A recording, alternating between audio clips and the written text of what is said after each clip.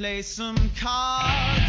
You lost my money, you lost my car. Had to foot your way back to LA. You only made it half of the way. I should feel sorry, but I really don't. You think I'll come get you, but this time From sea to shining sea throughout the solar system and extending to interstellar regions beyond. This is The Kevin Smith Show.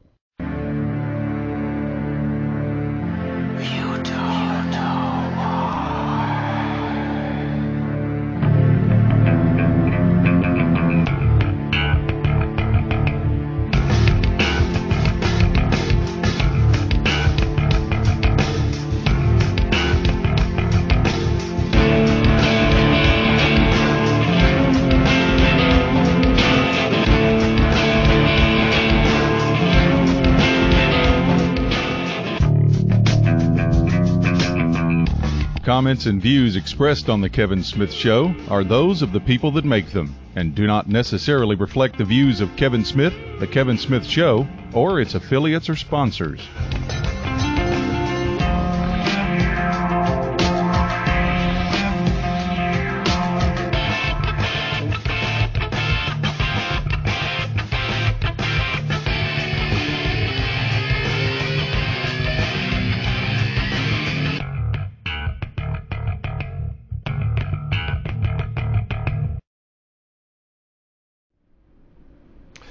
And welcome, ladies and gentlemen, to the Kevin Smith Show. Whoever you are, wherever you happen to be, all around this gorgeous planet, thank you for being here at the Kevin Smith Show.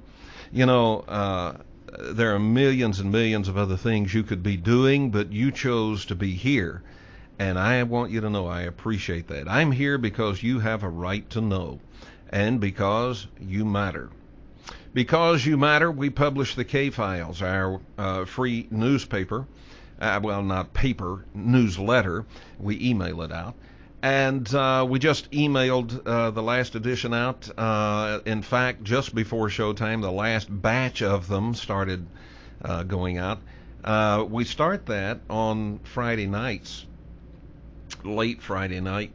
And it's timed. It goes out in batches. And I guess we're going to have to begin doing that on Thursday to get them out sooner. The list is getting longer. It's taking longer to get them out. But it's absolutely free, and if you're not getting it, you're really, really not getting it. And you can fix that. Only you can fix it. Just go over to my website. My website is kevinsmithshow.com. And when you get over to the website, look right in the middle of your screen, and you'll see where it says K-Files. Click that and subscribe. You will get automatically an email, and that email has a link in it that you have to click to activate your subscription. That way we don't spam anybody, okay?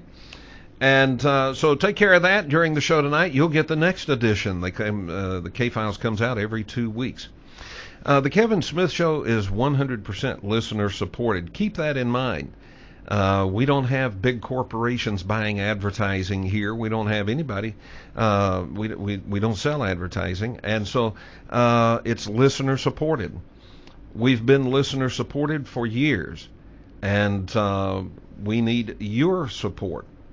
We have millions of folks listening to the show, but just a handful of folks that are willing to step forward and kick a buck in here and there, and some people kick in, they donate $50, $60, $100, $500 from time to time.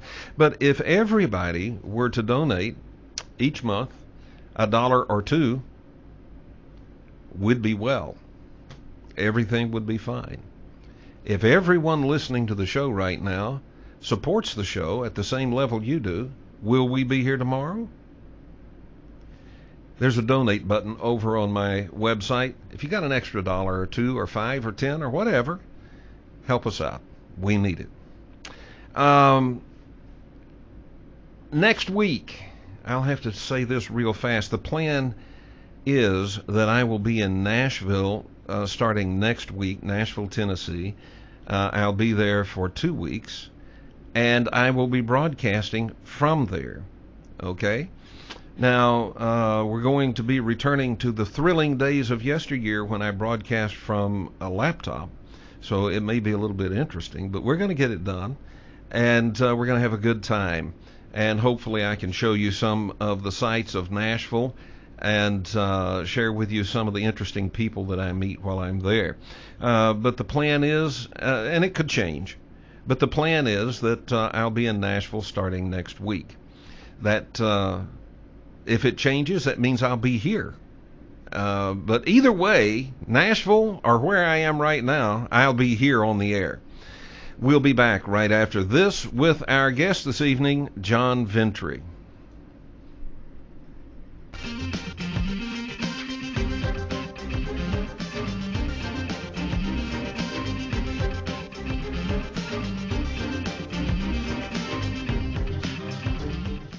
All of the music used here at the Kevin Smith Show is from independent artists.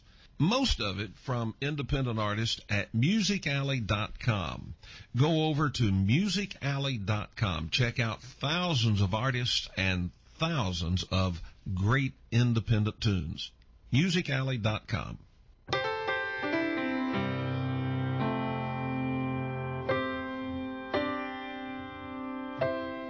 Running forever, heart on my sleeve. She said she'd see me, but ain't that the way a broken heart should be? Yeah, a broken heart should be.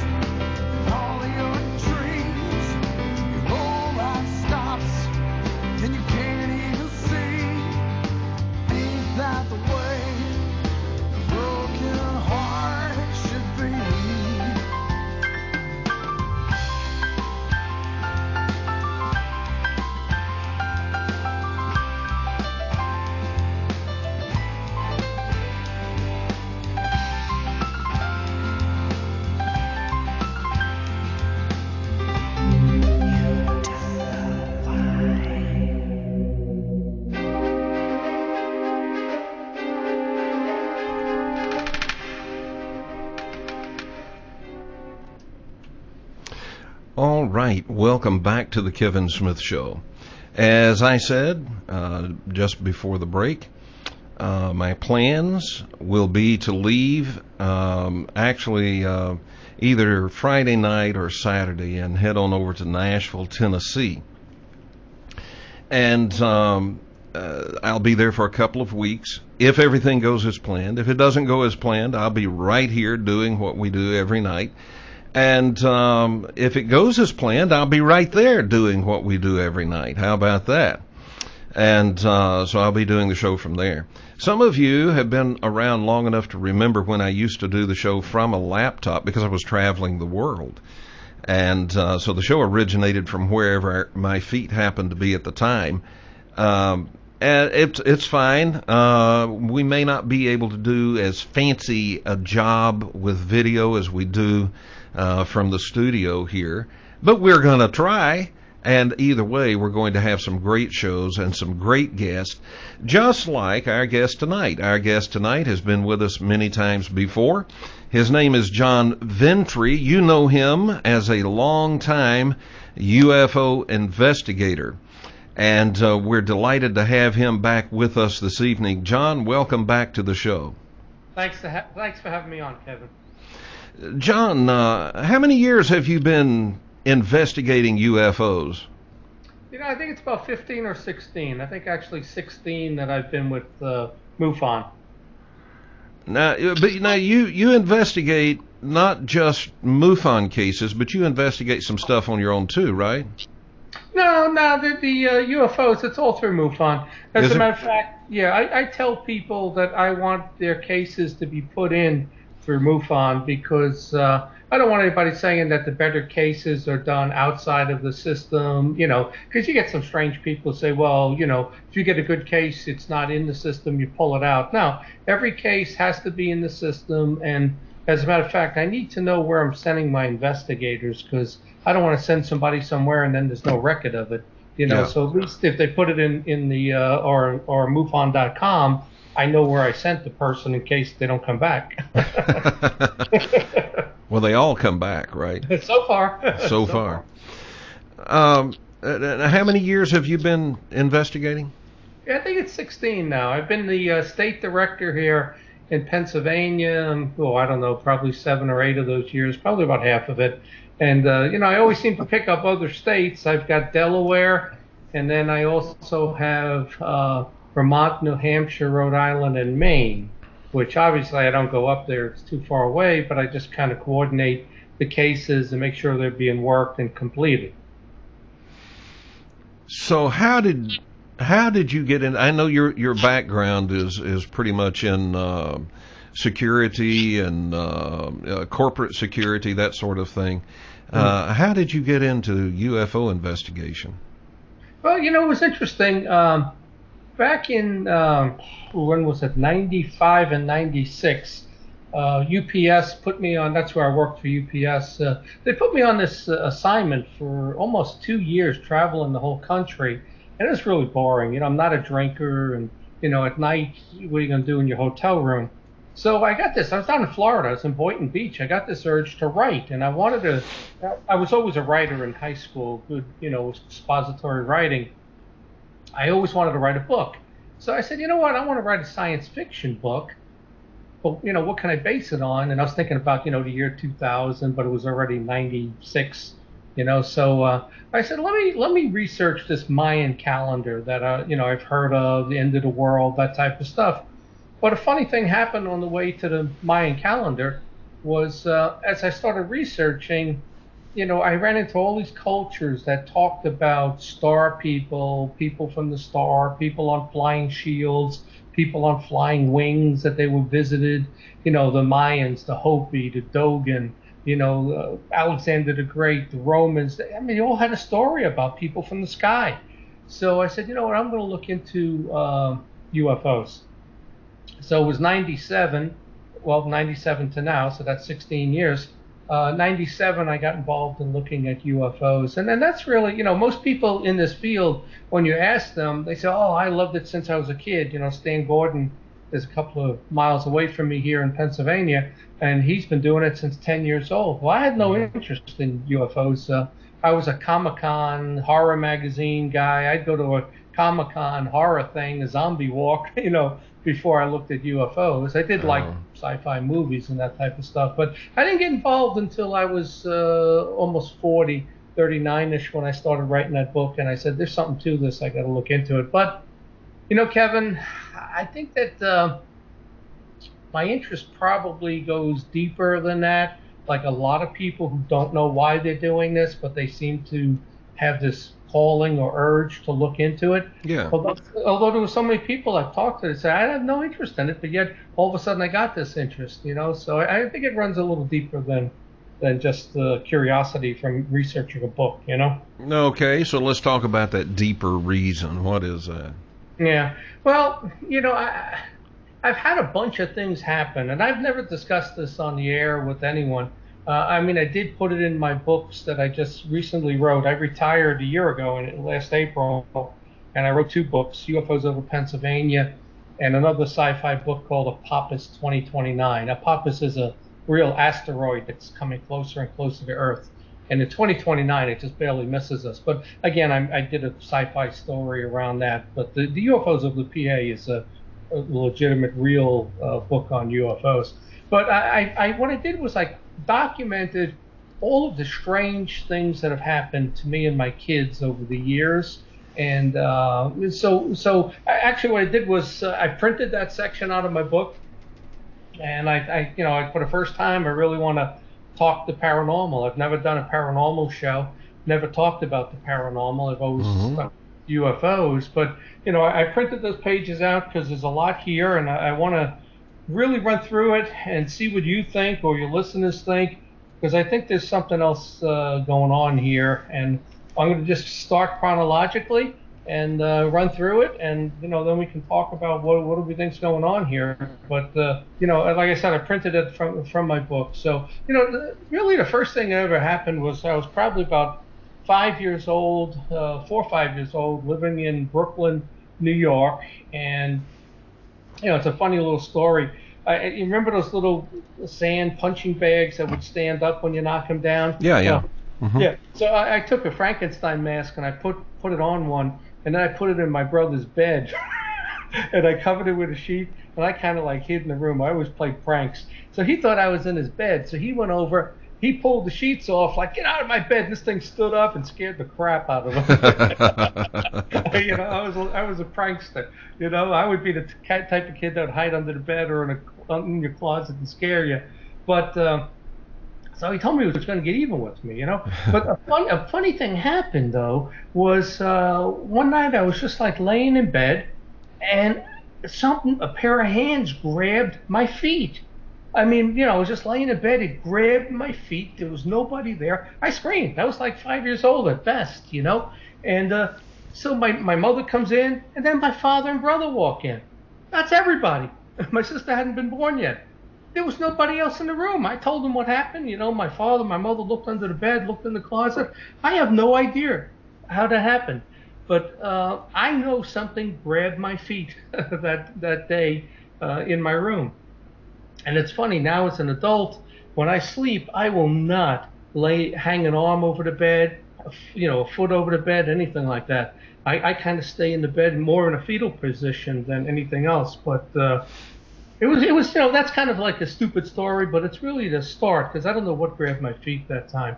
But then, I give it a lot of thought, and I used to play a game with my brother. Again, I was maybe 4 years old, and we used to play this game where we were able to pass through walls. And, and I don't remember, because it was so long ago, if that was a dream or that was something we were really able to do. But I can remember it. It was like a dark vanilla wall, and the crazy thing was there was a door there, but there was no handle on the door. And I remember my brother and I saying, well, let's go through this door. We were able to go through the walls.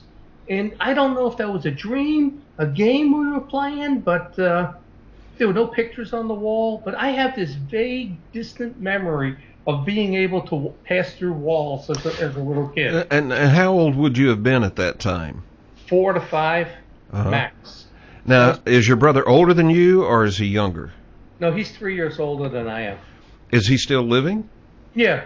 And now, I need to ask him. I was thinking about that the other day. I need to ask him, Guy, do you remember we used to play a game where we were able to pass through walls?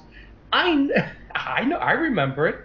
But it's something I really need to do, So that was maybe 1961, 1962. I'm kind of guessing on the date because I was really small.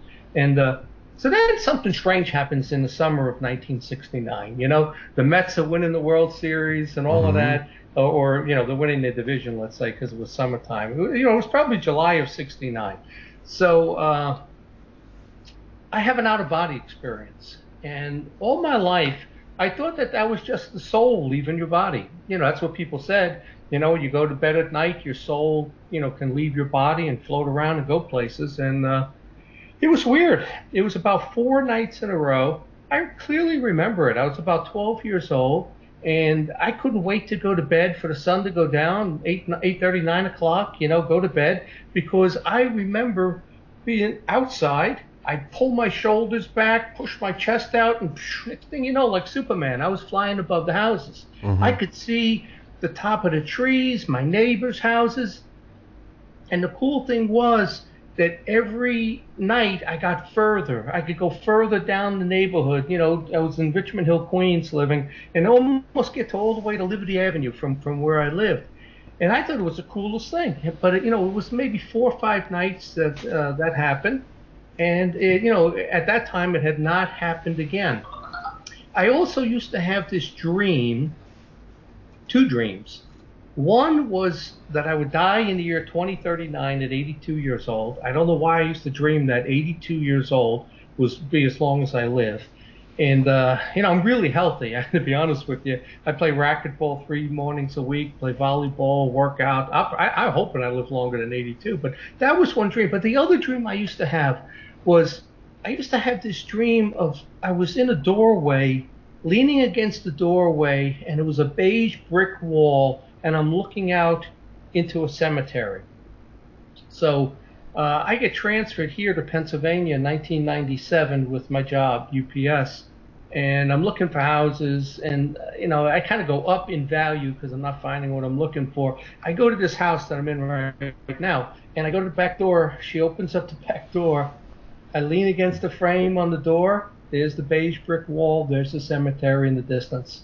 I ended up buying this house 16 years ago, and it was funny. I had the feeling I would never leave this house, at least never alive, or then, until I passed away.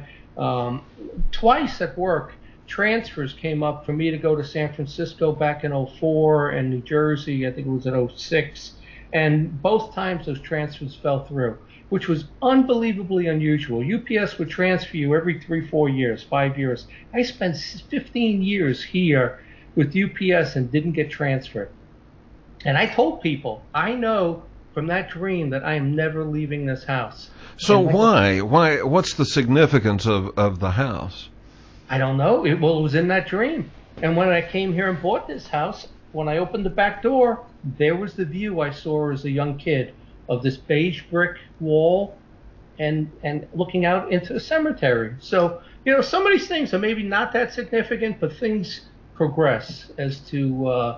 and how old were you when you had that dream?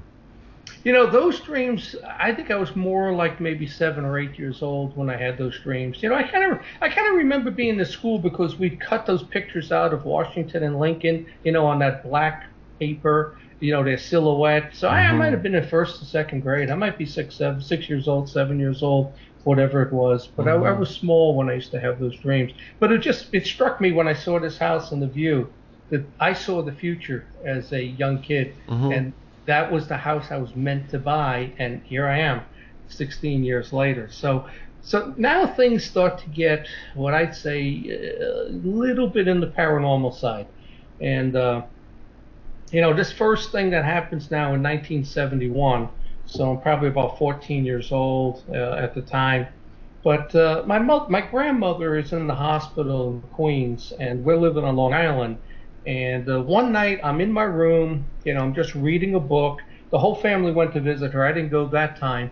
And right outside my door, my bedroom, I hear this loud moan. I mean, it was like, like release of pain. That had to be frightening. It scared the crap out of me. I was a teenager. I thought somebody was in the house. I mean, it was right outside my door. My grandmother, man, she was a tough chick. She was My great grandmother was from Russia. She was Russian Jew, and she married a British guy in London and had my grandmother there. And they divorced and came to the United States probably around the turn of the century. They no sooner get here, my great grandmother passes away. So my grandmother's living on the streets of New York like a little pauper, living in the alleys and in the train stations, and reminded me of the Gangs of New York. Mm-hmm. Saw that movie with DiCaprio, the little dirty kids living in the subways and stuff. That was my grandmother, but she was tough. And but that night she passed away. I heard that. My parents get home maybe 11:30 or so. I remember the phone ringing at maybe 4 in the morning or something, 3, 4 in the morning, and they said my grandmother had passed away. So I always said, maybe that was her soul leaving her body before her body actually physically passed away. But that was just strange. So really nothing happens until it was maybe 2 years later. I just had like this kind of lucid dream in 1973. So I'm probably about 16 years old. I was playing. I think I played a doubleheader of baseball that day, and I was really tired. And I laid down in my room and I fell asleep. And I had this, and it was a lucid dream. I know it was a dream.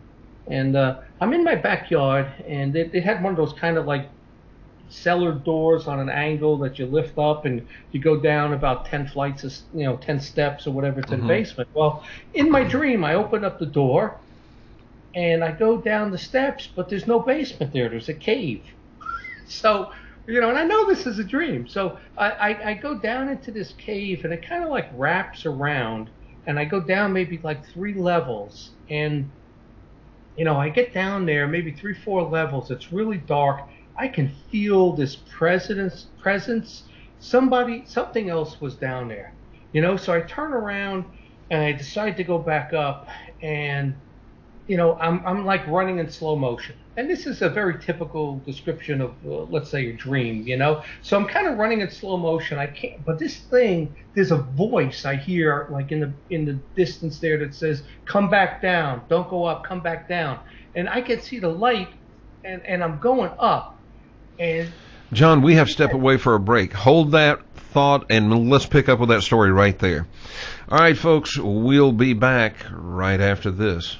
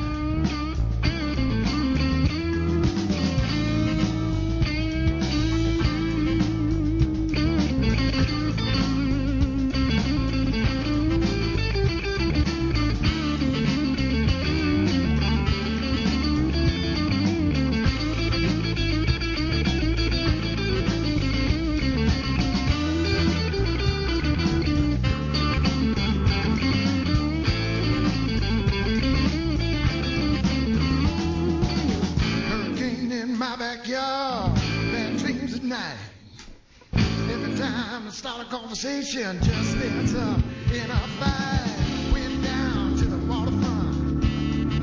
Black cat by my side. You know I tried to fool the blues now, baby, but I can't run, I can't hide.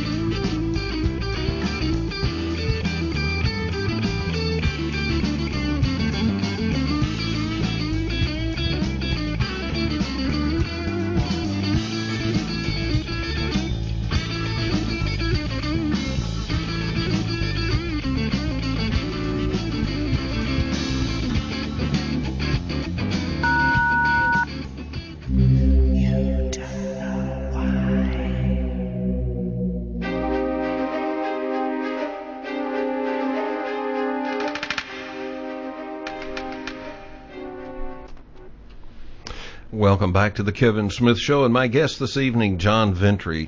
John, right in the middle of you relating that story to us, we had to go to break, so just pick up where you were and let's go ahead. Okay. Well, I said, I was down in this couple of layers down in this tunnel in this stream, and I'm trying to get back up, and there's something behind me, like you could feel the hairs on your neck stand. I could feel this breathing on my shoulders, and I'm like trying so slow. I'm in slow motion, but I can't wake up either, So I was scared to death. Part of me, curiosity, wanted to turn around and see what was there, but there was just something in me that said, don't turn around. If you turn around, you're never going to wake up from this. So I was able to move a finger, and I woke up. And Kevin, I remember sitting up in my bed. I was covered in sweat. My heart was pounding like I ran track back then. I felt like I just ran like 600 meters, and absolutely covered in sweat. And I've always felt that was like one of those dreams that if I had turned around, I wasn't going to wake up. I would have died in my sleep, And I really felt that whatever that was demonic. So that's my early childhood. So nothing happens now. That was probably 1973. And nothing happens until 1990. I'm married with 2 kids, and I moved to Edmond, Oklahoma. Uh-huh. And now things get weird. I have a brand new house there. First time I finally made it in life. I was 32 years old, bought a brand new house. I was the state security director for UPS for the state of Oklahoma. And, so one night we had a first floor bedroom, and I'm walking into the bedroom to go to bed. It's probably about 10:30, 11 o'clock at night. And in the hallway, I hear a loud moan, just like my grandmother when she passed away. But this was distinctly a male voice, and it sounded like a Native American. It was like like a chant more than a moan. I don't know what that was. I heard it. I heard it in the stairway there. I go upstairs. I search the house because my 2 young kids are upstairs. They're probably 3 and 5. Nothing, And a couple of days later, my wife and I were sitting on the couch watching America's Funniest Videos, right? And the kids are in bed. We hear 3 footsteps upstairs. Boom, boom, boom. So I didn't think anything of it. Then again, a little bit louder. Boom, boom, boom. I turned to my wife. I said, the kid's up? And so we didn't get up, All of a sudden, Kevin, I'm telling you, it was 3 of the loudest footsteps. I couldn't have made a footstep that loud. Boom, boom, boom. I jump up because my boss in Dallas had just told me a story about how there was an intruder in his house when they came home one night, and the guy was hiding in the closet. He had just told me that story like a couple of weeks earlier. I jump I run up the stairs. My son's in his room sleeping, blanket pulled to his neck. He's 5 years old. My daughter's in the crib with the railings, 3 years old. I searched the entire house, the toy box, the closets, nothing. I know what I heard. Both my wife and I heard it. and I couldn't have made those footsteps, and it was on the floor, the ceiling, Right above you. Right above me. It wasn't like the wall or the roof or something. It was walking, whatever was right above me in the kid's room. So that's weird. That like I said. What do you think that was? I don't know what that was. It was footsteps. 3 times, 3 footsteps. I can't explain it. It was a paranormal something made those sounds. So, and another crazy thing happens around the same time. I become afraid of heights. As a teenager, 18, 19, 20, I'm painting houses to make extra money, painting trim along the peak of a house, 20, 25 feet up. Now, all of a sudden, in my late 20s, early 30s, I become afraid of heights. I'm absolutely afraid of heights around the same time. I don't know if there's any correlation or not, but 2 years later, we moved, and we ended up moving to New Jersey. UPS transfers me again. I'm the state security director for New Jersey for them.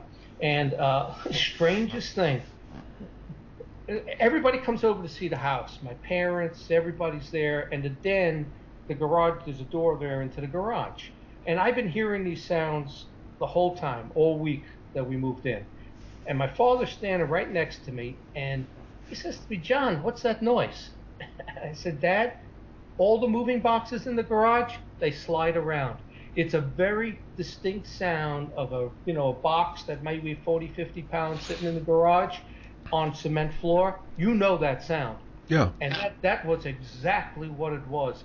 And I was hearing it all week. I'd sit down to watch TV. I would hear the boxes in the garage sliding around the floor. Mm-hmm. And my father heard it, my mother heard it, my wife heard it.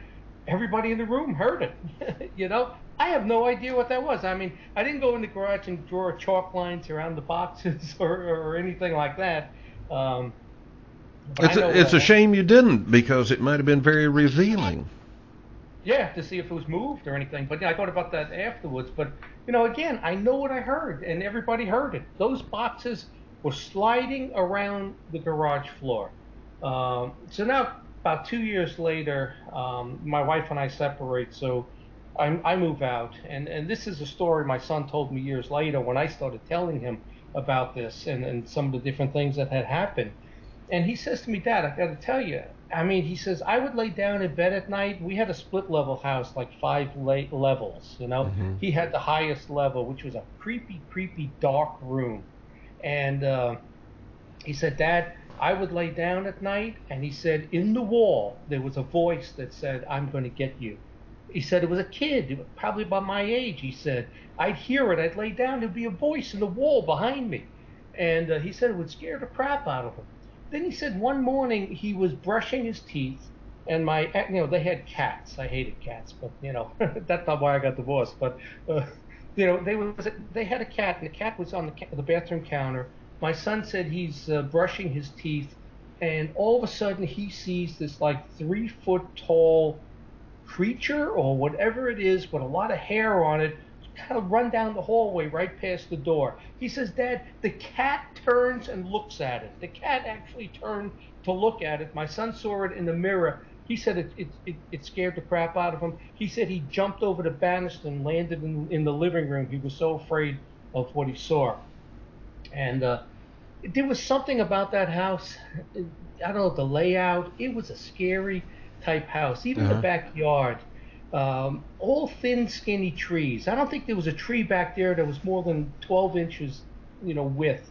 And in the winter, they would just kind of rock back and forth, with no leaves on them. It reminded me of The Shining. I used to tell people, look at the backyard. It reminds me of The Shining. This is the creepiest place I've ever lived. So I get divorced in 1994. And, it's a funny thing, Kevin. I moved back. She gave me the house back. She didn't want it. She said she couldn't stay in that house. So she gave it back to me. So I said, what am I going to do with a 5-bedroom house, So I moved back in the house. I'm telling you, Kevin, I would not sleep upstairs in the master bedroom by myself. I was just deathly afraid of being upstairs in that house. The 5th bedroom was actually on the 1st floor. I made that my bedroom, and I would sleep downstairs on the 1st floor. And I got I started getting dogs at that time. I used to have a dog as a kid, but I got a Doberman. And ever since then, I've had Doberman pinschers. I've had 5, and I have one here with me also. But in '95, I meet this woman, and Caroline, and she moves in with me, right? So I start telling her about some of this stuff that's happened, and she says to me, John, I got to tell you, she goes, ever since I've been here, I hear a baby crying upstairs in the green bedroom, and I hear a rocking chair going back and forth, and a baby crying. And she says, I never said anything until you brought this up, but she says, that's what I hear upstairs. And then the weirdest thing happened. I wake up one night, and I look, and there's a kid standing at the foot of the bed. And I thought it was my son, who's about the same age. Maybe he was about 10, 11 years old right then. And I see this kid standing there. He's got blonde hair, but he's wearing a plaid shirt and blue overalls. And his haircut is like you put a bowl on it, But he looked kind of like my son, blonde hair. So I said, Nolan, come on over, lay in bed. So he gets in bed with me. I put my arm around him. I fall asleep. I get up in the morning, and I said to Caroline, where are kids? And she goes, kids didn't sleep over last night. Then I start thinking, this kid was a spirit from Oklahoma. He looked like a homesteader, and I bet where that house was, the kid died. And I think that's why those boxes were moving around. I think he came with us, on the move, and that's when I started to put things together. And that's what I, in my mind, that's what I thought happened. But now it gets even creepier. Caroline and I were in bed, and she would always put like cream on her legs, and we were talking, and she had the one nightlight on by her bed, or her side of the bed, right? So all of a sudden, she looks up and she says, "What's that?" There is this dark, swirling cloud moving across the ceiling. I looked at her, we looked at each other and said, "How's that possible? There's one nightlight on. There's no way, nothing is making a shadow, and this thing is moving right across the white ceiling, and it settles right above me." It was probably 5-6 feet wide and kind of like smoke, and it was swirling, and it was right above my bed. And I'm telling you, it creeped me out. We looked at each other and we looked back, it was gone. But that's not the only time that it happened. Then I have my sister over, they come out from Long Island to visit us. We're in northern Jersey. And now this house is located where, in New Jersey or Boston? Yeah, northern Jersey, right off of Route 80 in Roxbury, New Jersey. Okay. Out closer probably towards the Poconos, let's say, than towards Newark or whatever. It's out that way in northern New Jersey. So then my sister's over with her husband and kids, and I was upstairs at the time. She's calling me, John, you got to come down here right now. I come down, I said, what happened? She goes, did you see it? I said, no, I didn't see anything. She goes, and her husband's there, my son is there, my sister's there, and they start telling me about this dark cloud that was moving across the ceiling. All 3 of them saw it. They said it came from upstairs where I was, down the hallway, and across the living room ceiling. Scared the crap out of them. They said the dog, my son had a collie that he brought over, the dog was hiding in the corner when this happened. He went off and he just kind of hid in the corner. And, so that was twice that we had this dark cloud. And then my son said to me, Dad, a couple of years later, because they stayed in Jersey, I moved here to Pittsburgh. He tells me him and his friends drove by to look at the house because they were in the same neighborhood. And he says, Dad, we pull up in front of the house. It's all lit up, like almost every light is on in the house. He goes, then it went dark. Every single light only in that house went off, not the neighbors or anybody else. He said they were in the car. They just sped off. He said he's never gone back to that house. So do you think the house is haunted, or do you think you are? Well, I don't know, but I tell you what, I think that this came from Oklahoma is what I thought. And I think that house, that was, Kevin, that was the creepiest house you ever want to see. There was something dark and eerie and cold about that house, Uh-huh. So then what happens is, I'm living in Pittsburgh, so I move over to Pittsburgh, and I'm here a couple of years. And like I said, I had joined, I started researching UFOs, and I joined MUFON, and I said, you know what, I'm going to go to my first UFO conference. I've never gone to a UFO conference, and they had it in Northern Virginia, right by Washington, D.C. It was July of 1999. Mm-hmm. So now I'm 42 years old. So I'm 42 years old. So I go to my conference, and it was kind of weird. I go to the conference, and of course I'm single. There's this woman comes into the conference. That's a good place for us to hold up because we have a break coming. So we'll hold up right there on the edge of our chairs waiting to hear about the woman who came to the conference. We'll be back, folks, right after this.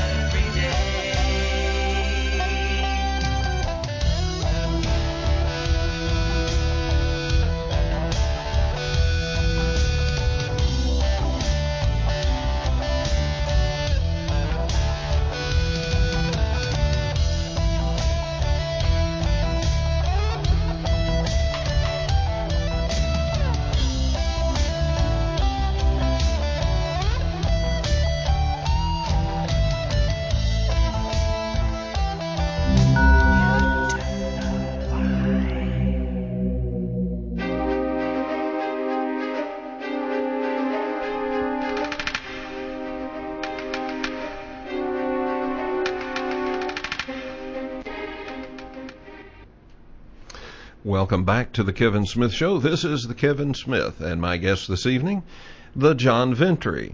He's a longtime UFO investigator, and he also is the founder, coordinator, sponsor, producer of some UFO conferences. The organizer, I guess, is a good word for that. And we'll get him to tell us about a UFO conference coming up. But first, I want to hear this story. Because as we went to break, you were telling us about you went to your first UFO conference, and a woman walked in, and then we went to break. Yeah. Well, this is where the high strangeness of my life occurs. Okay? All So right. I go to my first conference in Northern Virginia. It's July 4th weekend, 1999. And I notice, of course, I'm single now, right? So I notice this woman comes in, blonde, attractive, something very different looking about her. So we break for lunch, and of course I make sure I'm standing behind her on line so I can start conversation. And I buy her lunch, and we're sitting and talking. And it's like I keep looking at her, and she says to me, "I see that you're staring at me." And I said, "Yeah, I mean, your eyes just look a little different." And she goes, "Well, I'm part albino." I said, "Okay." So we have this conversation, and I don't think anything of it. We go back to the conference. So there was just something very different about her. And then I don't see her at the conference anymore. And I'll tell you something. I'll jump ahead just until to last year at my conference in Philly. I was telling this story to Connie Willis, who's a blogger. She's a host on QVC. She does a lot of this paranormal stuff. And she goes, "Come here, I want you to meet my friend, a guy that lives in upstate New York." He had the same exact eyes, and it kind of bloodshot, blonde, a lot like that woman. And he says to me, "I'm a hybrid." He goes, "I am convinced that I'm part extraterrestrial." So we were talking about this. But at the time, back in 1999, all I knew was that this woman was a little different looking. So it's no big deal. I go to my first conference. I meet all the people that I was reading about in the MUFON Journal and all of that, and I have a good time. And I drive home. It's 4th of July week. 4th of July, I actually left. I didn't stay for the fireworks show. I wanted to get home and see my girlfriend. So now the strangeness starts. Probably every night for 4 or 5 nights, I'm waking up about every hour, hour and a half, 2 hours. I am absolutely paranoid that there's something in the room with me. This has never happened before. Every time I turn the light out, I feel like there's something standing in the room with me. And I'll fall asleep, and all of a sudden I'll wake up. Kevin, I woke up one time, a couple of times, swinging my fist at the air. I actually hit the headboard. I thought I broke my wrist. I probably got bone chips or something. I hit it so hard, I can't sleep. And this goes on for about 4 nights in a row, because I think it was Monday I got back 4th of July, and it was the rest of the week I was at work. And, I was going to work. People were saying to me, "John, you look so tired." I said, "I can't sleep." I said, every time I go to sleep, I'm waking up, and what it feels like when somebody else is in the room with you, when your wife is sleeping next to you, or when you're sleeping alone, that there's somebody else in that room with you. So this goes on for a week. Then I drive out to Jersey, get my kids, bring them out for a week's vacation. Never happens again. So it stops. But I had some other things happen. I have my second out-of-body experience during that same time when I got home from 4th of July from the UFO conference. So now I have that, like I said, when I was living in Queens, I had that out-of-body experience floating above the trees. It's exactly 30 years later. This is the summer of 99. The first time it happened was the summer of 69. So it's exactly 30 years later. I could see, Kevin, the peak of this house that I'm in right now. I actually wanted to reach out and touch the peak. I was as close to it as I am to this kitchen counter. And my green Grand Cherokee was sitting in the driveway, and I had left it out. It's outside in the driveway. And that happened. So again, I'm not that experienced at that point, and I think, well, I had an out-of-body experience. My soul left my body, and that was pretty cool. So but I didn't put 2 and 2 together, right? So it's actually my girlfriend at that time, Nancy, who goes on the UFO websites and starts looking, and she calls me and says, "John, there was a UFO sighting the night that you got home. There was a UFO sighting in State College, where Penn State is, and then a couple hours later, there was a UFO sighting in Morgantown, West Virginia." She goes, if you draw a line from those 2 points, your house is right on that line. I said, wow. I mean, wow. Mhm. So there was a UFO seen, and it was on that same path right over my house. And but while I was at the conference, I bought Communion, Whitley Strieber's book. And so it's probably a couple of weeks later now that I'm reading it. And there's a passage in that book, and this is where things start to click, where he mentions that people have out-of-body experiences and they think that this is their soul leaving their body. But he says it's not. It's an abduction. It's almost like waking up from anesthesia, where you kind of like open your eyes and you can see stuff floating above trees. And exactly what happened to me. He says it was an alien abduction. I tell you, I had one of those epiphanies where I just like dropped the book. I was laying in bed reading and sat up and just stared at the wall and said, holy shit.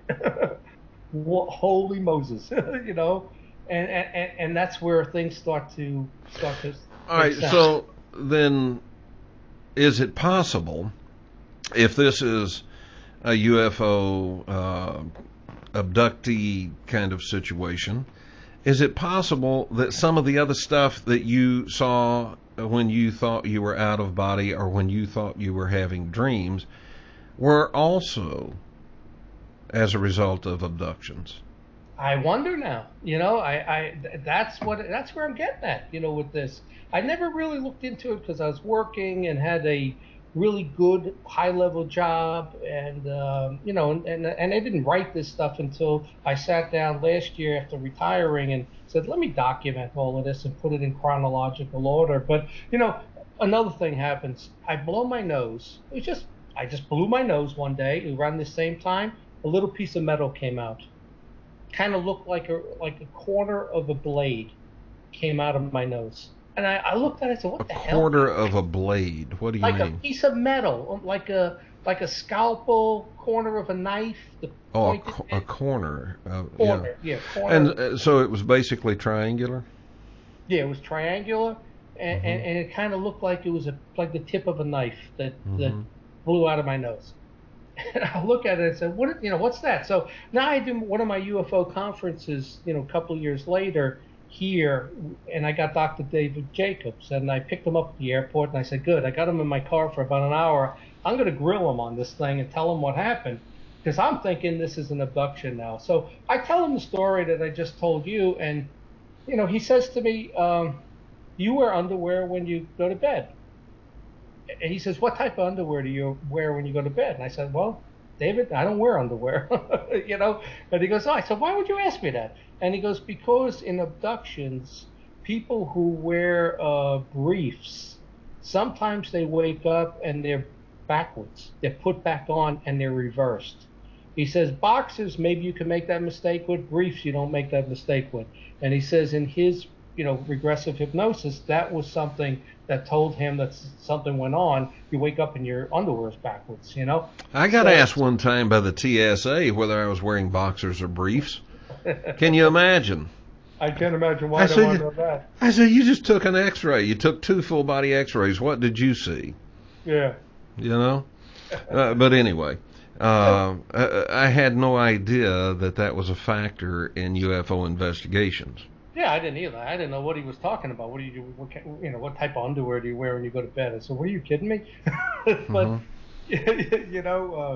so that. But I, like I said, I don't sleep with underwear. So he said that's why he asked me that, and I said, "Well, David, this happened exactly 30 years apart, 1969, 1999, and his opinion was that they don't go 30 years apart. His people he's interviewed, it's lifelong and it's more frequent. And I'm saying to myself, why couldn't they have tagged me like a cattle, and they come every 30 years just to check on whatever they're checking on, But I know one thing, in 2029, it's 30 years again. I'm setting up cameras in my room, motion activated. I'll be 72 at the time, but I'm going to find out what that was if it happens again. And I do believe that that's going to happen again, because it's 30 years apart, And I didn't even realize it until I went back to this. That book I wrote, the sci-fi book called Apophis 2029. So, and that would be the anniversary of this also. But that's nothing. That's just a coincidence. Well, let me ask you something. Yeah. Have you noticed after that experience with the UFO passing over your home, and then you had the out-of-body experience, which the book that you were reading, Whitley Strieber's book, identifies as an abduction experience. After that happened, did you notice any of your senses being sharpened or any other abilities? Now, before you answer, we have a break. We'll get the answer on the other side of the break. All right, ladies and gentlemen, we'll be back right after this.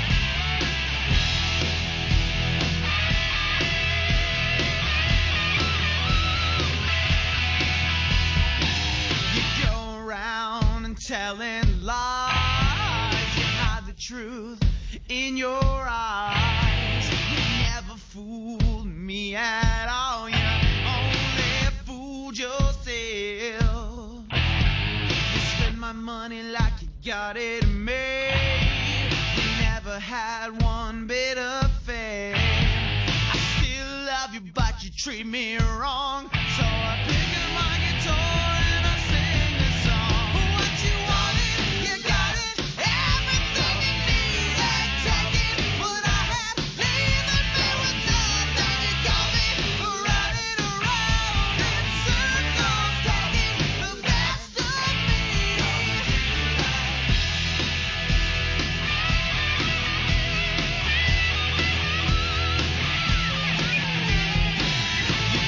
Vegas to play some cards. You lost my money, you lost my car. Had to foot your way back to LA. You only made it half of the way. I should feel sorry, but I really don't. You think I'll come get you, but this time I won't. I still love you, but you treat me wrong. So I pick up my guitar and I sing.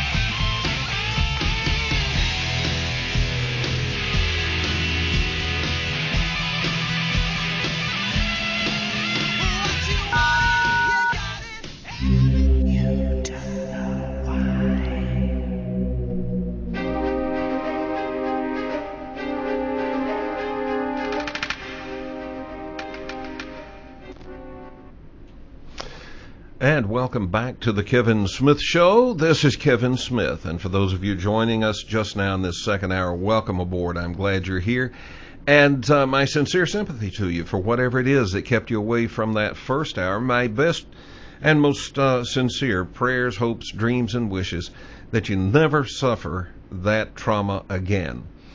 My guest this evening is one of America's best-known UFO investigators, John Ventre.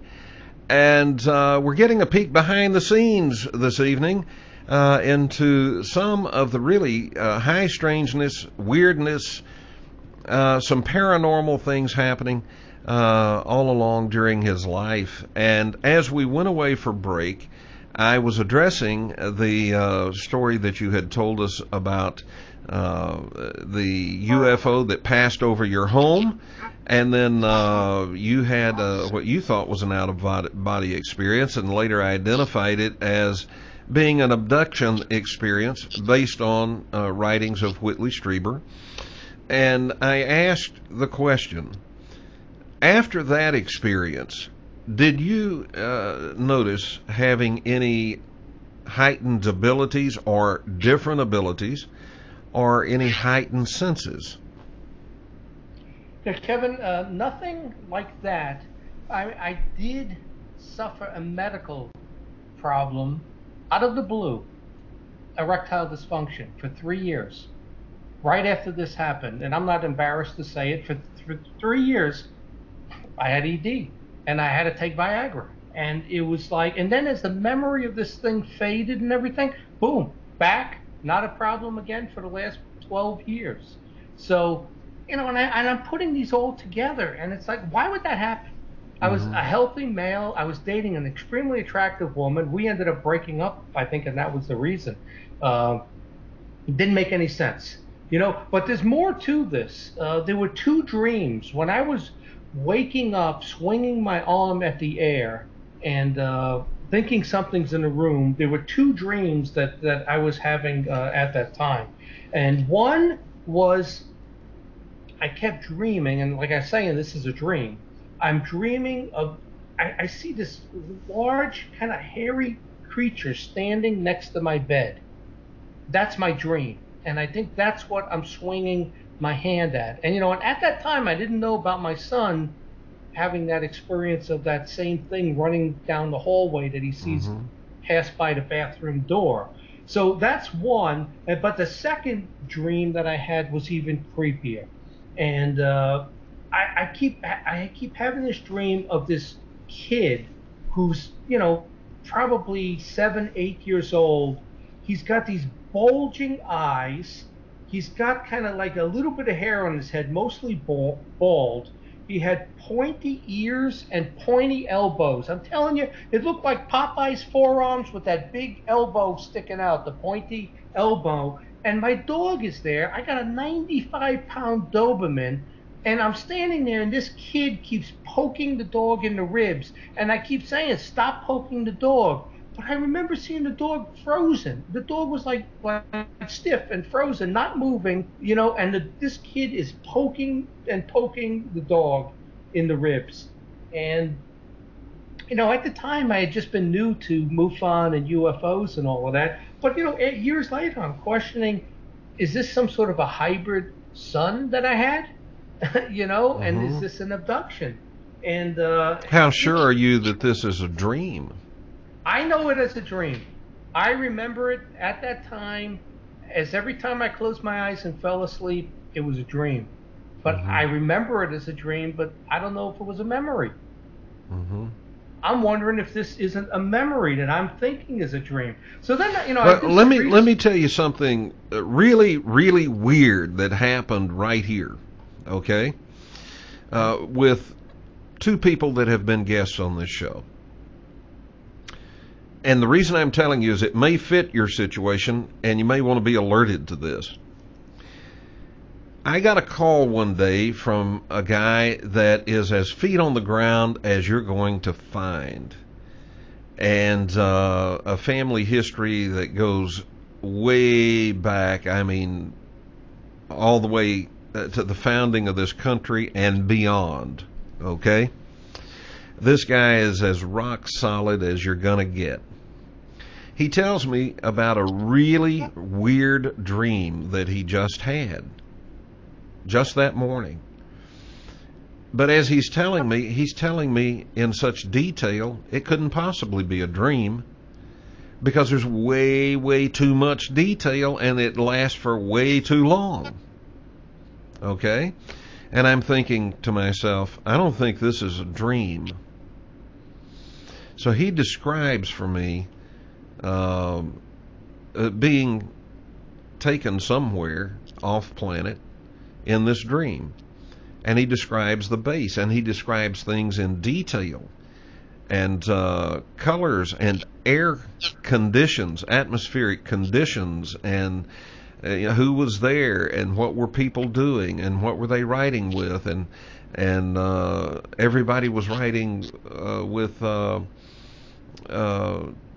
pads and trying to work some kind of problem out. And one person who always uses a yellow pad was writing with a white pad. I mean, just minute details. Okay? Now, I was later talking with someone else who's been a guest on this show, who mentioned something that made me think of what that guy had just told me. It was later that same day. And I asked him, have you ever seen anything like this? And I started re-describing that base. He said, yes, as a matter of fact, I have. And he said, I have been there, and I've never told anybody. Now, I'll just conclude it by saying that the two of them have been there together. But this guy's thinking, the first one is thinking it's a dream. In fact, the second one said, I thought it was a dream for a long time, and then I decided, because of various factors, that it was not a dream.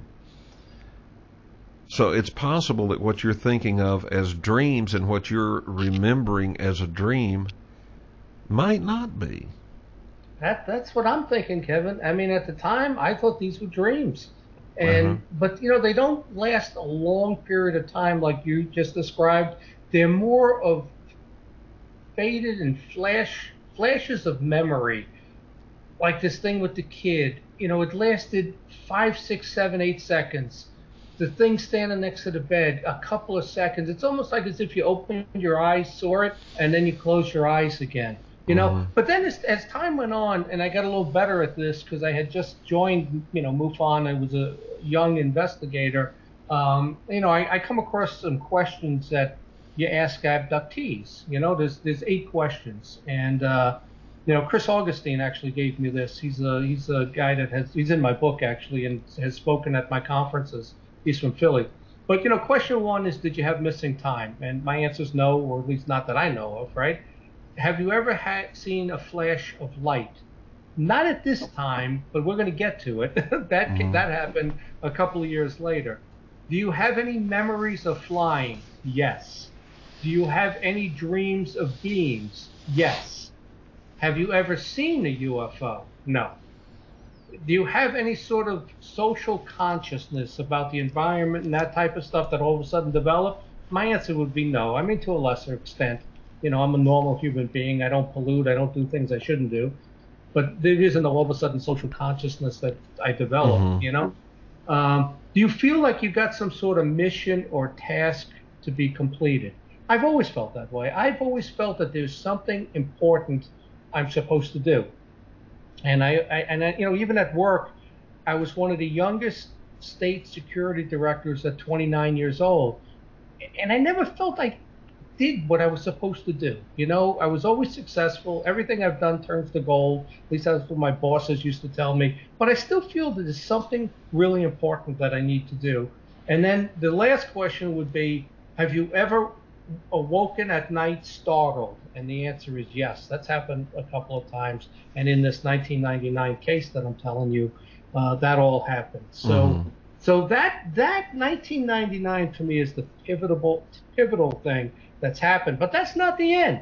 There's more. Now we shoot ahead to 2004. The ED problems are gone. I meet this really nice, attractive woman. She moves in with me. It's 2004. It's Thanksgiving. My kids come over, and they always come to me for Thanksgiving. It's funny the way it works. They would come to me for Thanksgiving. We watch the football games, make the turkey, but my ex always got them for Christmas because that's what was important to her, and I was fine with that, But I never got to really have my kids for Christmas. But here's what happens, Kevin. It's 2004, Thanksgiving Day. I go upstairs to my bedroom. I lay down, and I do this every day. I lay down on my stomach, I just lay there for 10 minutes just to catch a breath, I go to get up. I can't get up. I can't roll over. I'm trying to roll to my side. I'm stuck. I can't get up. Like something's holding me down. I didn't feel weight or pressure or anything like that. Kevin, I'm very athletic, even at this age. I can't roll over. I can't get up. I turn my head and I look. I'm telling you, Kevin, there's all of a sudden I'm able to turn over. There's this milky white cloud, and it's all like moving, the milky white cloud backing away from me really quick in the room, and it just disappears. And and I'm able to get up out of bed. And I said, holy cow, what the heck was that? So now we go to bed. It's like 12:30 in the morning. Colleen and I, we go to bed. She's got to get up for work the next day because she works retail, and it's a big day for them. She's got to go to work. And my kids are down the hall in their bedrooms, right? So now, and we closed the bedroom door. I remember closing the bedroom door. And then around 3 in the morning, I wake up. Something's outside my bedroom door, walking around. I figured the kids got up. They kind of like this, they kind of walk down the hall. I'm figuring like listening or seeing what we're doing in the bedroom. Who knows, because they're young teenagers. Now, how did you know somebody was out there? I mean, did you see? I could hear it. You could hear it. I could hear the footsteps outside my door walking around, and I figured, well, one of the kids got up and just walked down the hallway, right?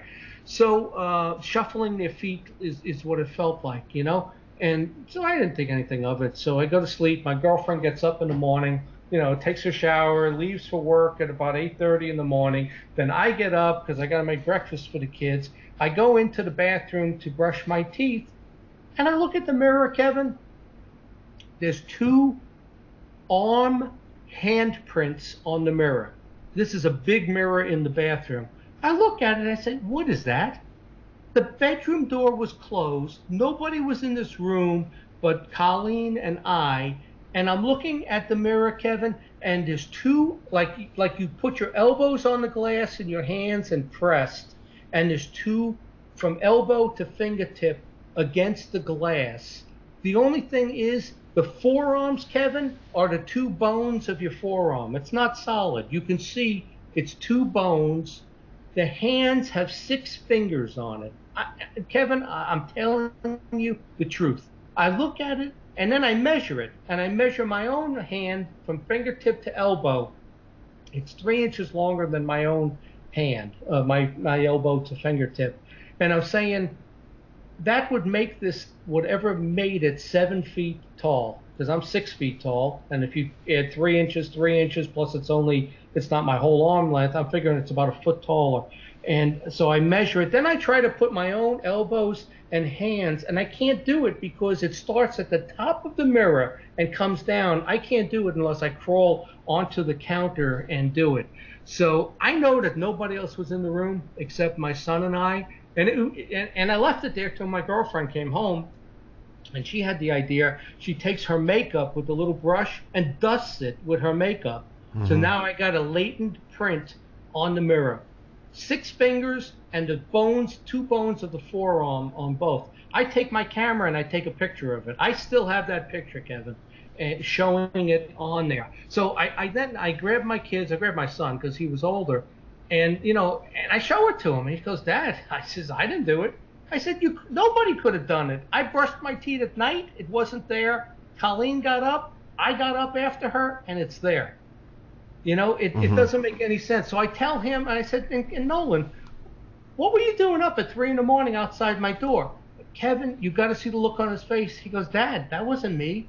He said, I thought the same thing. He said, I heard you outside my door at about 3 in the morning. He said, I thought you came down the hallway to check on me. Was that in this house that you're in now?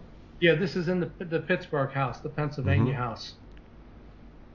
Just, strange. So now you go forward a couple of more years. It's 2007 now, and my father passes away. It's October 3rd of 2007. So that wasn't a good day, obviously. So I go to bed. I'm sad. I'm grieving. I cried. Kevin, I lay down in bed. It's dark, and I just kind of laid there and I crossed my arms on my stomach, and all of a sudden there's a flash of light in the corner. And, I was kind of looking right there, but I only saw it in my left eye. I did not see it in both eyes. I distinctly remember only seeing the flash in my left eye. And it was a flash of light with a dark tunnel, a black tunnel with the most brilliant electricity pouring out of it. If you could look down on a fountain with water pouring off the sides, that's what it looked like. The most brilliant, multicolored electricity pouring out of this thing. And it was only a flash that you saw for, a second. So I'm laying there thinking, then all of a sudden, all the hairs on my forearm moved like somebody put their hand on my forearm, because I was laying in bed, so it was my right arm on the end of the bed, and I could feel like static electricity, all the hair move on my arm, like I believe it was my father that came back and came over to the bed and put his hand on me, and all the hairs on my arm moved, and and that's what I think that was. Was it frightening to you? No, not at all. I sat up in bed and I said, Dad, is that you? Because that's what I believed it was. I believed that was his time to come back and say goodbye to his family. And whatever dimension or how this thing works, it was a black tunnel with the most brilliant, multicolored electricity just pouring out of it like a fountain. And then, like I said, I could feel a hand and all the hairs on my arm move. And I think that was him coming back, and there was nothing scary about that. I was hoping there was a way to make contact. I called his name, but that was the end of it. There was no other flash, no other movement, no nothing, Uh-huh. So now, we go ahead a couple more years. It's 2009. And, and Kevin, everything I'm telling you is the absolute truth. I've had a great career as a top executive. I deal with congressmen, everything else with what I've done. And all this stuff I'm telling you is the absolute truth. And it's 2009. It's and I documented the times now. It's 4:40 in the morning. I wake up in my bed, and the way my bed is situated, the master bedroom, I can look down the hallway. So I wake up, I look down the hallway. It's pitch black out, and at the end of the hallway is the stairway to the attic. And in the summer, I leave it open, the door, so any heat will just go upstairs into the attic area, even though there's air conditioning on. I see somebody standing there. I'm telling you, this is for like 2-3 minutes. I sit up in bed and I'm looking.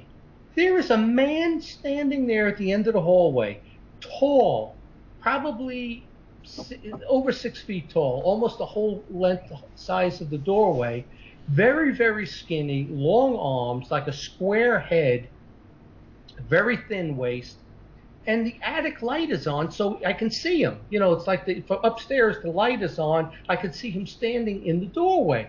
And Kevin, this wasn't like it was there and gone. I'm staring at it for 2-3 minutes saying, what the hell is that at the end of this? I actually sit up in bed, crawl to the footboard so I can get a little closer, and looking and staring, there's a man standing there in the hallway. So then I roll over, I turn the light on in my, next to my bed, and there's nothing there. So I walk down the hallway. There's no attic light on because it's pitch black at the end of the hallway. Upstairs, it's pitch black. I get back into bed, so now I can't sleep. I'm looking down the hallway. All of a sudden, there's a light shining. Now, I've seen the paper person come and deliver, and it's a car because they drop the paper and they make their turn in the cul-de-sac where I live, and the lights kind of like roll across the room and they turn around and they leave. I know what a car looks like passing by. This is a light that just gets dimmer and pulls away. There's no turning, no nothing. A light shines on the house, let's say, or through my windows, and it just pulls away like it's getting further away and gets dimmer. So, that's 2009. What do you think that was? Kevin, there was somebody standing at the end of the hallway. I know what I saw. It was not a dream. I was fully 100% awake. I can't imagine that even if you were dreaming this, that you opened your eyes and can still see a dream.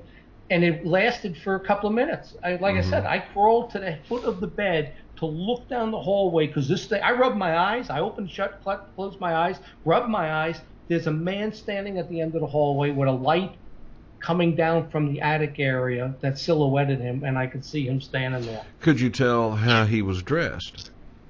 You know, all I could see, well, it reminded me of that movie District 9. Remember the creatures in there that had an extremely thin waist but long, lanky arms and legs?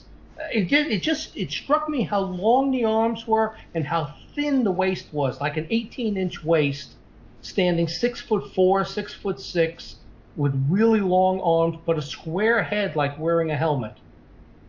And it was silhouetted because the light was behind him coming down the stairs. And that's what I saw. And I know I was awake. I was awake at that time. So that's pretty much all of the high strangeness with me. But the weirdest of weird happens to my daughter now the following year. Okay. So now, and this is the last thing that's happened in my house. I've always been on the board of juvenile diabetes. 6-year term, and for the last 15 years I've gone to their big gala in Pittsburgh where we celebrate the year and all the what we've done. So for the first time I invite my kids, and it's $375 a ticket. So myself, my girlfriend, I'm trying to think. No, I didn't have a girlfriend at that time. It was myself, my daughter, my son, and his fiance. So the four of us go to the gala, have a great time. And just as a side note, I'm not a drinker. I have 2 drinks, right? I have a third drink, and I am drunk. I can't even walk straight. And the kids are laughing at me, man, laughing as they they're like 20 years old here. They drank 6 drinks, didn't bother them. So I'm not a drinker, So it's not. We go home. That's just a side note, So we go home. And we go to bed. And, it's probably we go to bed. It's around midnight, maybe a little later that we got back, and we had tuxedos on, all of that, and we get changed. So I'm sound asleep. 4 a.m, my daughter bursts into my room. I had closed my bedroom door. All of a sudden, the door flies open. My daughter comes running in. I'm trying to think how old she'd be here. 23 years old. 23. My son was 25. So she bursts into my room saying, and frantic, Dad, you got to listen to what happened. I know you're not going to believe me. Dad, you got to listen to me. This happened. I know nobody's going to believe me. I said, what? What happened? All right, hold that. We'll be on the edge of our seats, but we do have to step away for a break. Ladies and gentlemen, this evening we're talking to John Ventre, and he's one of the best known UFO investigators around America. He's on a lot of radio shows and speaks at conferences, hosts conferences, organizes conferences for UFOs, and so everybody pretty much knows him, right? Well, we're getting a peek behind the curtain tonight, and what an interesting peek that is. All right, we're going to step away for a break. We'll be back right after this.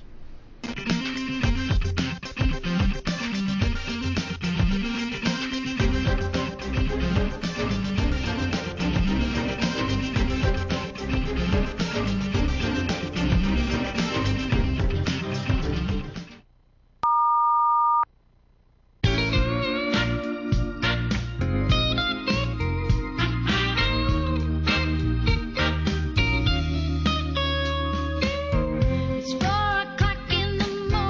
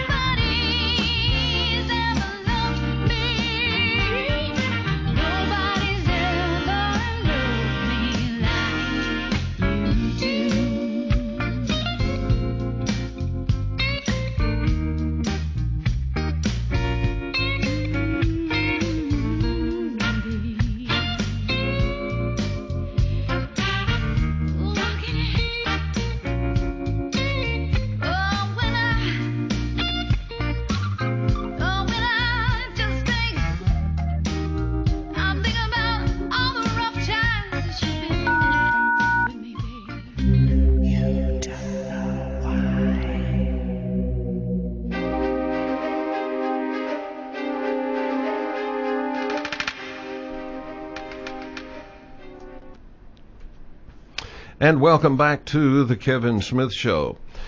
This evening we're talking with one of the better known UFO investigators around the country here in the United States of America. His name is John Ventre. And John has been a very successful business executive, retired now, and been a UFO investigator for, about 16, 17 years. We're getting a little bit of a peek behind the curtain here tonight. We're getting to sort of hear some of the stuff that's gone on, the weird stuff, the strange stuff that's gone on, that most people don't get to hear. In fact, a lot of this he's never told on radio before. So we're getting it for the first time. John, as we went away for break, you were telling us about having gone to this gala event with your children and your daughter-in-law, and you guys came back home and got out of all your formal wear and went to bed, and you're in your room, you got the door shut, and about 4 o'clock in the morning, your 23-year-old daughter bursts through the door and says, "Dad, you gotta hear what I just saw," or something like that. So let's pick up there and tell us, what was it? Yeah, so I calm her down and I say, "Tell me, what happened?" So she says, "Dad," she says, I can't sleep, after being at the gala, maybe because they were drinking, dancing, I have no idea. But she says, "I can't sleep." She says, so I'm pacing around upstairs, and she says, the whole time, she says, "I feel like there's somebody else with me. Like somebody's following me around the room." And she goes, "So I'm thirsty." She says, I go downstairs to get a bottle of water. She says, and there's none in the kitchen where I am right now. And she goes, so I have to go down the basement. So, in the basement's, obviously dark. And it's funny, my house is themed, Kevin.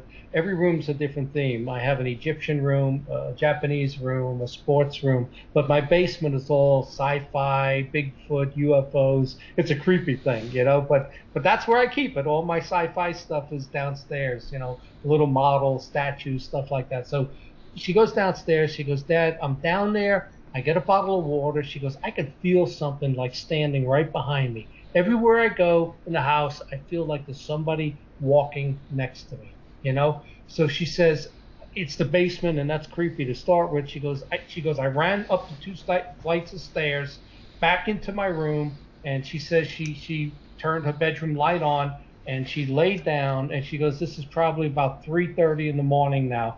And she says, I no sooner lay down on the bed and the light's on because I don't feel right. And she goes, all of a sudden, I feel this intense pressure on my entire body. She goes, I feel like somebody just laid on top of me. And she goes, it hurts. I'm paralyzed. I can't speak. It's painful. She says there's pressure. She says she can't turn her head.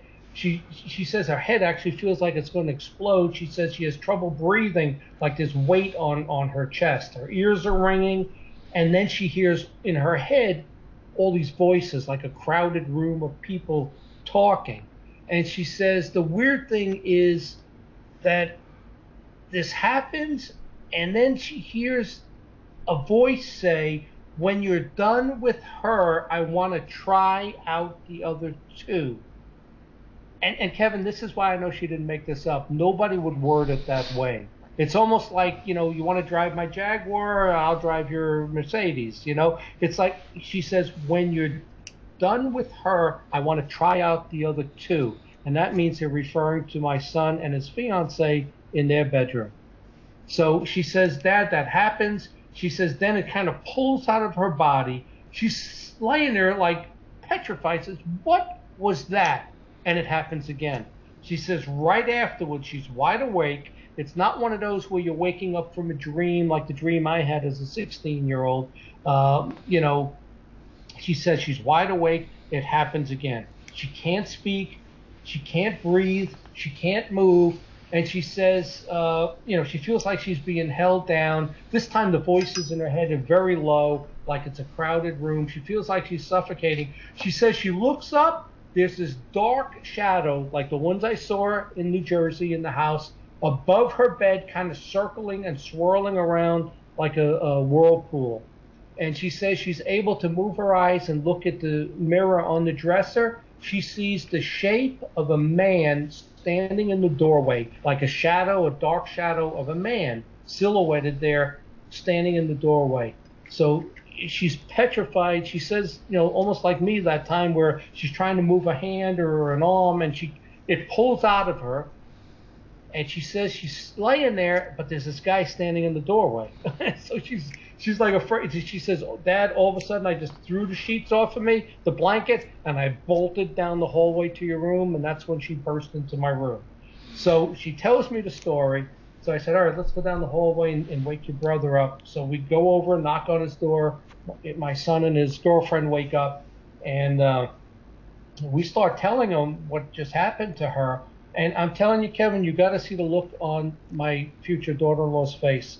All of a sudden, she turns like white, clammy, sweaty, almost like rocking back and forth. She gets sick. She says she feels nauseous and very hot. She gets pale and lightheaded. And my son says he don't feel right. I'm telling you, Kevin, it's about 4:30 in the morning. They got up. They packed their bags, and they said, we're leaving. We can't stay here. And they got in their car, and they left. And my son told me later, he said, Dad, we got in the car, and we were getting ready to leave. He said, we both burst out crying. We didn't know what it was. We felt such sadness had just overcome us. And he said, and they left at that point, and they drove home. And my daughter ended up sleeping, in my bed, and she was scared as scared can be. And that was it. I mean, that was, it happened to her. It didn't happen to me. But again, it was in this house. So, like I said, Kevin, I've never told this to anybody because I had a really good executive position. Matter of fact, nobody knew I even did UFO investigations until I appeared on the Discovery Channel 4 years ago in those TV shows. And all of a sudden, I'm getting calls from corporate. Was that you on TV? How long you been doing that? And I said, well, 15, 16 years. But when I retired, I had time to sit down and write this in chronological order. And I've never discussed this with anybody, and I told you every fact that's truthful, including suffering ED for 3 years, which I've never told anyone, not another human being have I told that to. And it disappeared, and it's never happened again. But these are strange things that have happened. And and I say to myself, you were not a UFO person. Every ufologist I've talked to loved it since they were 10, 12 years old, read their first UFO book and got into it. I didn't get into it till almost 40 years old. And a lot of times I say to myself, why are you doing this? You lose credibility. You had, you had this big executive position. You deal with congressmen. And now when you tell people about this stuff, you could see them roll their eyes and kind of giggle behind your back. But you feel compelled to continue doing this. And, I think there's something else that happened, like I just related to you, and that's why I'm in this. And I think there's a reason why I have to be in this. What is it? That I think there's something going to happen, whether it's disclosure, whether they show up. I don't know. I just feel like I'm going to be in the middle of something that has to do with UFOs. I'm going to open the telephone line and invite our audience to participate in tonight's show, in this conversation. You and I will continue talking as well. 623-444-5889. 623-444-5889 is the number to call. And if you're outside of the USA and you're outside of Canada, you can call that number from anywhere in the world. But we know it can be expensive if you're having to make an international call. So if you're outside the USA, outside of Canada, we have an additional option for you on the website. It's called a flash message. Just go over there to my website, scroll down, you'll see the picture about tonight's show. Click the link right above that picture that says flash message, okay? But that's if you're outside the USA and outside of Canada. Caller, you're live on the Kevin Smith Show. Your first name and from where are you calling? Kevin, this is Jerome from Pennsylvania. Hi, Jerome. Hi, Mr. Ventre. Hi. I purchased your book, UFOs over Pennsylvania, and I want to thank you for your quick service on delivering the book to me, and I thoroughly enjoyed it. And I'm sure Kevin will give you time to mention the MUFON Expo that's coming. My question to you is: it seems like to me that you have both a mixture of like a ghost entities and ETs. You know, where you talk about the boy from Oklahoma, I believe, or whatever. It seems to be more of a ghost entity, but yet when you got like the 6 fingerprints, the 6 fingers, everything I always hear is that these ETs have 6 fingers. Yeah.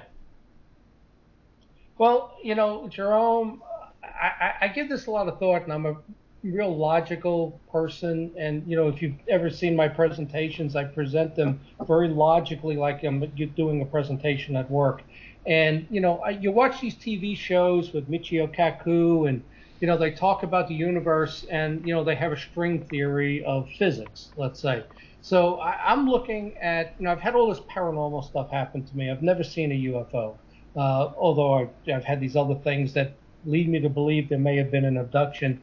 So I say to myself, you got to reconcile the paranormal and UFOs. I mean, some UFOs may be, and most probably, interplanetary, and that's the way MUFON looks at it, nuts and bolts. They flew here from Alpha Centauri. It took 4.3 years, and they fly back, you know. And they don't delve into the paranormal. They don't want really anything to do with ghosts and goblins and witches and demons. But I know that stuff is real. I know that there's a spirit world. I know that there are entities. I know that ghosts and that type of stuff is real. So I look at it, and I believe the UFOs are real from my research and the different documents. So in my mind, I need a string theory that explains everything that I just explained to you that's happened to me and that I believe. And, you know, in my mind, it's all interdimensional. Interdimensional would be my string theory of the unexplained, that, you know, the UFOs are able to come through a dimension, that when you die, like when my father passed away, he was in another dimension, and I saw that flash, and I believe that was him coming back to say goodbye. These freaking clouds of dark clouds on the ceiling that I've seen, my daughter has seen, my sister and her husband saw it. That's all interdimensional stuff. So, you know, my answer is I think most of this is interdimensional. You know, is there life in space? Absolutely. I think there are more habitable planets out there than there are dollars in our deficit, 17 trillion. I think life's abundant in space. Some of them can get here flying somehow with some other form of propulsion that we don't know about. But I think this whole thing of what we're seeing, ghosts, demons, UFOs, I think part of it is interdimensional, and that's my answer. Well, I believe that there's an abundance of life out there also, and I'm going to end so other callers can call in. And I just want to thank you for opening up with your experiences, and thank you, Kevin, for taking my call. All right. Thank you for the call. And show up at either Erie, Pittsburgh, or Philly. We put on some great conferences. And introduce yourself. Yeah, and the telephone line is open. The flash message line is open. And in just a moment, I'm going to ask John to tell us about these conferences. Okay, caller, you're live on the Kevin Smith Show. Your first name and from where are you calling? Kevin, this is Brent from Wyoming. Hello, Brent. Can you hang on through the break? Yep, I'll do it. All right. Ladies and gentlemen, we'll be back right after this break.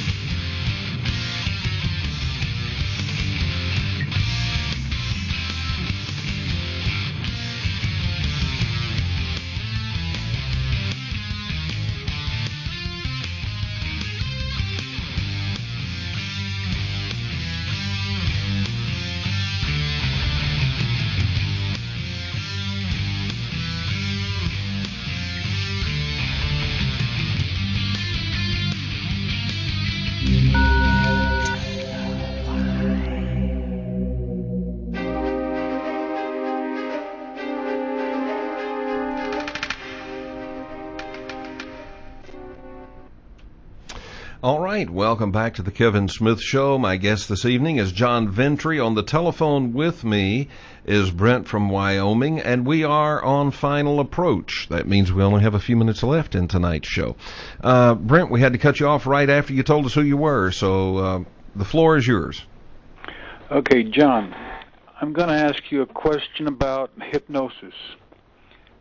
You've heard of stage hypnosis, hypnotherapy, and going back to recover lost memories. How about investigative hypnosis, as in going back and using your sensitivity under hypnosis to investigate those energies to find out what they are? For example, the dark energies, the dark shadows. Is there any possibility of thought of using hypnosis and your built-in sensitivity in that state of mind to find out what those shadows are? You know, I attempted to. I contacted a local hypnotherapist here, because again, this happened years ago when I was new to ufology and all of that, and I felt the same way. Maybe I could do regressive hypnosis, do something, and you know, I spoke to the hypnotherapist, and they kind of talked me out of it. You know, they said, well, it's not quite what you think. It's not a truth serum that you're going to be able to tell me every detail. You have to do a lot of sessions, and you can interject your own thoughts into this stuff. You know, it's really like, you know, making your mind blank and what comes to your mind at first. And he really talked me out of it, which was disappointing. Maybe I needed to find a better person in the field. So that's why when I had Dr. David Jacobs come to my Pittsburgh conference and I got him in the car for an hour, I was like telling him, I'm thinking he's going to say, you know what, let's do a regressive hypnosis session or recommend somebody in this area. So I never got around to that. But the more I've pieced it all together, and you know, maybe I can find a better person to do the regressive hypnosis, I think that there's something there. The one person you might think about who has a reputation for it is Jim Mars. Jim Mars. Is he out in California? I don't know. Kevin, you know where he is? Are we talking about the journalist? He's the guy who says, I'm trying to think. He says, turn it around on the he's the one who does. I think you're right. He's a journalist. The journalist, I had no idea he was into hypnosis. Is in Texas. Maybe I'm wrong. Are you talking about a different one? But Are you talking about Daryl Sims? That's the one. Okay, Daryl Sims is a licensed hypnotherapist, also licensed hypnoanesthesiologist, and he's the one they call the alien hunter. Yeah, that's the one. Yeah, he's in Texas. He's in Houston, Texas, I believe. Okay. You know, it's funny that there really isn't anybody here in Western PA. I have a guy who's a psychologist that's part of my group. He's a MUFON member, but he's helped me on a few investigations and actually, you know, sat down and done sessions of just talking to someone who thought something happened. And I asked him about the regressive hypnosis. He says, John, I haven't done it in 30 years. He said, I'd have to get myself back up to snuff on that because I'm still searching here in the Pittsburgh area for someone credible. So one day I'll go down that path when I can find somebody, you know. But I don't think they're in Western PA, unfortunately. Mm-hmm. Yeah, Daryl's in Houston, and he's a very interesting guy. I don't know. Do you know him, John? No, I know it's the name of somebody I'd like to get to speak at my conferences, Jim Mars and Daryl Sims. There's a whole list of people that, you know, eventually I'll get them up here to one of my 3 conferences. All right. Anything else, Brent? No, that was it. All right. Thanks for the call. Tell us quickly about the upcoming conferences, John. Yeah, well, we've added an Erie conference this year, Erie, Pennsylvania, which is, it's either the 3rd or 4th largest city in the state of Pennsylvania, but there's about 1 million people up there. And in 2 weeks, May 4th, Saturday, May 4th, we're doing our first conference. Beautiful setting at the Bayfront Convention Center. We have keynote speaker Stanton Friedman. We have Karen Dolan, Stan Gordon, Reverend Swoop, and myself. So we have 5 speakers, and it's only $25. I don't gouge people on price. I just try to break even or make a small profit on it so we can do it again. But that's coming up in 2 weeks on May 4th. And again, you see, Kevin, you seem to be a first on everything. I've never told anybody these paranormal things, and you're the first one to find out that our Philadelphia conference, which will be our 6th conference in Philadelphia, October 4th through the 6th, is a UFO hunter reunion. We got Bill Burns, Pat Uskett, and Dr. Ted Ackworth for a UFO hunter reunion. Bill Burns is writing UFO Hunters Season 1, so he'll have those books there for sale and to be autographed by the 3 of them. And it's an absolutely great lineup.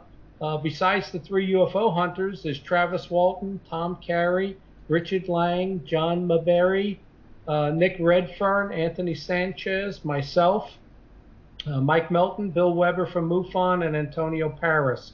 And you get all of that for about $40 a day, So again, great price for 13 speakers. And then we finish up the year November 2nd in Pittsburgh.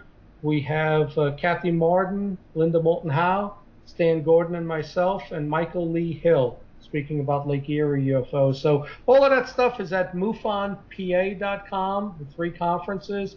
And if you're interested in my books, it's JohnVentre.com. And like the one caller brought up the UFOs over PA, 560 pages, about 400 dedicated to Pennsylvania, about 160 pages to the UFO field in general.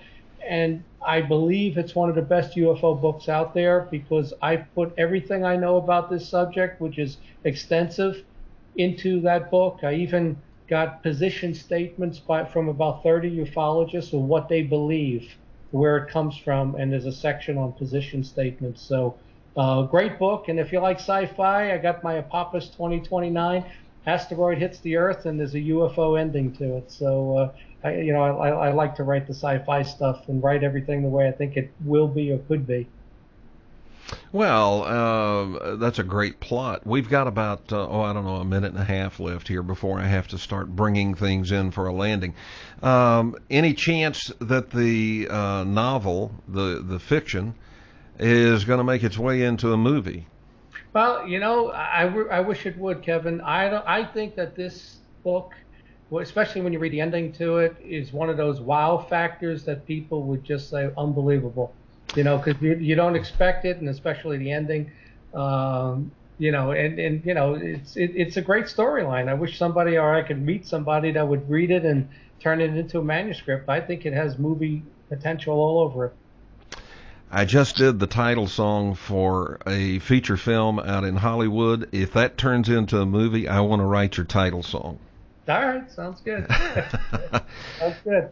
All right, John, I want to thank you for opening up like this tonight. This is a whole new thing for you, but also for us. Normally, when we have a ufologist on, or an investigator, to be more precise, we talk about UFOs and the nuts and bolts of the investigations.